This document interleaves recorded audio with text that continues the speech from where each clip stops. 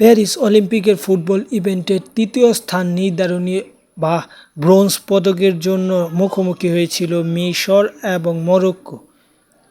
আফ্রিকার এই দুই দেশ অত্যন্ত সুন্দর খেলেছে এমন বলা যাবে না। ম্যাচটি একপেশে হয়েছে এবং বড় ব্যবধানে জয় পেয়েছে মরক্কো এবং বড় ব্যবধানে জয় পাওয়ার মাধ্যমে তৃতীয় হয়ে ব্রোঞ্জ পদকটা নিজেদের করে নিয়ে ফুটবল ইতিহাসে একটি রেকর্ড গড়ল মরক্কো, কারণ আগে এই রেকর্ড আর গড়তে পারেনি মরক্কো ফুটবল।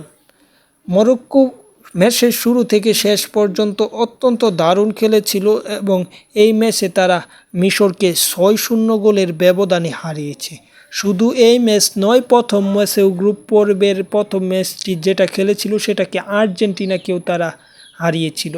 সব কিছু মিলিয়ে এবার চ্যাম্পিয়ন হওয়ার জন্যই মরক্কো খেললেও চ্যাম্পিয়ন হতে পারেনি।